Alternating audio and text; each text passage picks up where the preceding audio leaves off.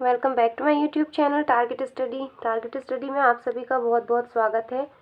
और आज हम 10th क्लास के मोस्ट आईएमपी क्वेश्चंस में है ना अध्याय 3 लेसन 3 जो कि है दो चरों वाले रैखिक समीकरण का युग्म pair of linear equation in two variables, है ना।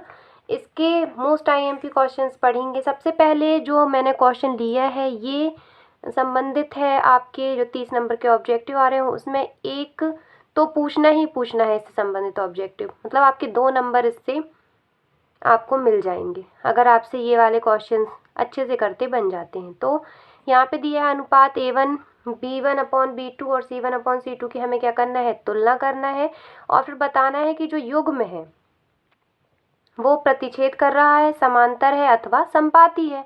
तो सबसे पहले हम इनको A1/A2 B1/B2 C1/C2 में क्या करेंगे, विभाजित करेंगे। तो हम स्टार्ट करते हैं इसका सॉल्व। ठीक है, इसको हम सॉल्व करते हैं। तो हम देख लें A1 की वैल्यू यहाँ पे 5 है, मतलब फिर B1 की वैल्यू क्या है हमारे पास -4 और C1 की वैल्यू -8 होगी। -8 क्यों होगी, -8 हम इसलिए लेंगे क्योंकि ये 8 इस तरफ जाके क्या हो जाएगा, ट्रांसफॉर्मेशन हो जाएगा, इसका पक्षांतरण हो जाएगा। तो ये प्लस में है और उस तरफ जाएगा तो किस में हो जाएगा, माइनस में। मतलब C1 की वैल्यू क्या हो जाएगी, -8। ये हमारा कहाँ से आ गया, ये हमारा आ गया AX + BY = C। ये जो क्या होता है, समीकरण होता है ना। दो चरों का रैखिक समीकरण जो होता है वो होता है ये, x के साथ a, y के साथ b = c। तो x के साथ जो गुणांक होगा वो a की वैल्यू होगी। जैसे x के साथ क्या है, इसमें गुणांक 5, तो वो a की वैल्यू हो गई, है ना। ये b की वैल्यू होगी और ऐसे ये किसकी वैल्यू होगी, c की वैल्यू होगी। सेकंड में भी a2 मान लेंगे हम, वो 7 हो जाएगा। फिर b2 6 एंड देन c2 क्या हो जाएगा, -9, तो उस तरफ जाएगा ये तो हो जाएगा +9। अब हम देख लेते हैं क्या आएगा, A1/A2 करेंगे, फिर हम देखेंगे बराबर B1/B2 करेंगे और फिर बराबर हम करते हैं C1/C2। क्या मिलता है हमें, A1 की वैल्यू 5/7, B1 की -4/6 और बराबर C1 की वैल्यू क्या है, -8 और /9। इसमें हम देख रहे हैं कि एक भी वैल्यू एक दूसरे के बराबर नहीं है, ना ये बराबर है, ना ये बराबर है, ना ये बराबर है। जब हमें ऐसी स्थिति प्राप्त हो कि A1/A2 बराबर नहीं है B1/B2 के और ये भी बराबर नहीं है C1/C2 के, तो जो युग्म रहते हैं, है ना, वो क्या कर रहे हैं, एक बिंदु पर कहीं ना कहीं ये क्या कर रहे हैं, एक दूसरे को प्रतिच्छेद कर रहे हैं। मतलब ये क्या करेंगी रेखाएं, जब तीनों बराबर नहीं हमको मिलेंगे तो ये करेंगी प्रतिच्छेद करती हैं। और जब ये रेखाएं एक दूसरे को प्रतिच्छेद करेंगी, तो इसका एक सार्वहल हमें क्या हो जाएगा, प्राप्त होगा। सार्वहल या अद्वितीय हल की ये क्या होती है, कंडीशन होती है। ठीक है, ऐसे जैसे हमारे पास सेकंड क्वेश्चन जो है वो दिया हुआ है। सेकंड जो इक्वेशन है, सेकंड इक्वेशन हमारे पास दी हुई है 9x + 3y + 12 = 0, 18x + 6y + 24 = 0। यहाँ पे भी सेम सिचुएशन है। A1 की वैल्यू क्या आ जाएगी, 9, B1 की वैल्यू क्या हो जाएगी, 3, C1 की वैल्यू क्या आ जाएगी, उस तरफ अपन भेजेंगे तो -12। फिर इक्वेशन नंबर सेकंड से A2 की वैल्यू क्या आ जाएगी, 18, B2 की वैल्यू क्या आ जाएगी, 6 और C2 की वैल्यू क्या आ जाएगी, -24। अब इनको सबको बटे में लिख ले, है ना। मतलब A1/A2 = B1/B2 = C1/C2। अब देख लेते हैं इनके मान रख के क्या आता है। A1 की वैल्यू 9/18 = 3/6 और ये -12 -24। इनको हम कट करते हैं तो 9 1 = 9, 9 2 = 18, 3 1 = 3, 3 2 = 6, 12 1 = 12 और 12 2 = 24। और ये माइनस क्या हो जाएगा, कैंसिल। तीनों हमें इक्वल प्राप्त हो गए, मतलब 1/2 = 1/2 = 2, मतलब हमें मिल रहा है यहाँ A1/A2 इक्वल्स टू B1/B2 और इक्वल C1/C2। जब ये तीनों हमें इक्वल प्राप्त हों, है ना, जब ये तीनों क्या आते हैं, समान आते हैं, तो ये जो कंडीशन होती है वो होती है अनंततः अनेक हल। क्या होता है?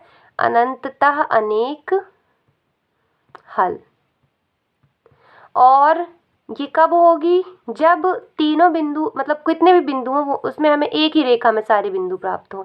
जब हम ग्राफ क्रिएट करते हैं तो एक ही रेखा में सारे बिंदु प्राप्त हो, ना वो प्रतिच्छेद होगी ना कुछ होगी।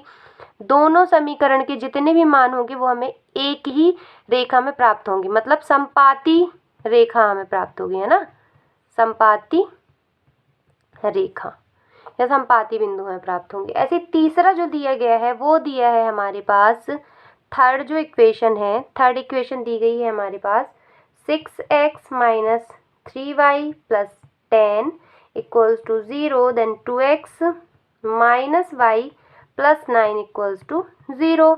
सेम सिचुएशन हमें करना है। सबसे पहले इक्वेशन नंबर फर्स्ट, ये मान लो इक्वेशन नंबर फर्स्ट है और ये इक्वेशन नंबर सेकंड है ना। तो इक्वेशन नंबर फर्स्ट से A1 की वैल्यू क्या आ जाएगी? 6, B1 की वैल्यू -3, और हाँ, चिन्ह के साथ हमें कोई भी वैल्यू लिखनी है, और ये 10 उस तरफ जाएगा तो -10 हो जाएगा, मतलब C1 की वैल्यू हमें क्या मिल जाएगी? -10।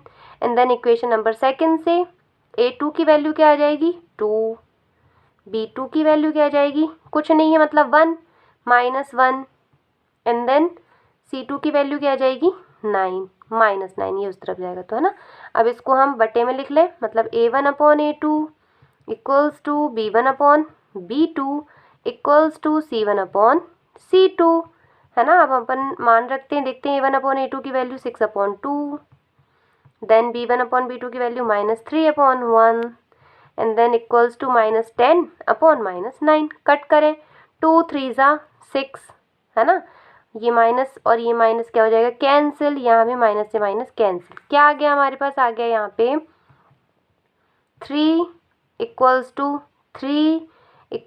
10/9। मतलब ये दोनों तो इक्वल है, लेकिन लास्ट वाला इक्वल नहीं है ना। ये जब ऐसी कंडीशन हमें क्या होती है? प्राप्त होती है ना, कि A1/A2 equals to B1/B2 but doesn't equals to C1/C2। तो इस कंडीशन में क्या होता है? इस कंडीशन में जो रेखाएं हमें प्राप्त होती हैं वो होती हैं समांतर। समांतर मतलब ये ऐसी रेखाएं, है ना। जब ग्राफ खींचेगा तो ऐसी रेखाएं हमें प्राप्त होंगी। तो ये हो जाएगा किसकी कंडीशन के लिए? समांतर रेखा प्राप्त होती हैं। और जब समांतर रेखा हमें प्राप्त होती हैं, बहुत अच्छे से ध्यान रखना है, जब समांतर रेखा प्राप्त होती हैं तो इसका कोई हल नहीं निकलता, मतलब ये होगा कोई हल नहीं है। तो आज हमने 3 शर्तों के बारे में पढ़ा।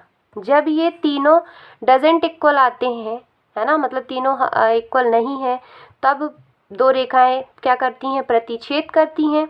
प्रतिच्छेद करेंगी तो उसका एक अद्वितीय हल होगा, जिससे हम x y की वैल्यू फाइंड करेंगे या a b c की वैल्यू, है ना, फाइंड करेंगे। देन जब तीनों इक्वल आए, एक तो तीनों इक्वल नहीं आए तो सार्व हल होगा, अद्वितीय हल होगा, दोनों प्रतिच्छेद करेंगी। या तीनों बराबर आए तो संपाती हैं रेखाएं, उसके अनंततः अनेक हल होंगे, एक से ज़्यादा हल निकल सकते हैं। और लास्ट दो तो इक्वल आए पर तीसरी इक्वल नहीं आए तो ऐसी समांतर रेखाएं प्राप्त होंगी जिसका कोई भी हल नहीं होगा। आई होप आपको ये वीडियो अच्छा लगा होगा। इसकी आगे की सीरीज़ देखने के लिए बने रहें हमारे यूट्यूब चैनल टारगेट स्टडी पर, और हमारे चैनल को अगर आपने सब्सक्राइब अभी तक नहीं किया है तो फटाफट से उसे सब्सक्राइब ज़रूर कर लें। Thank you so much.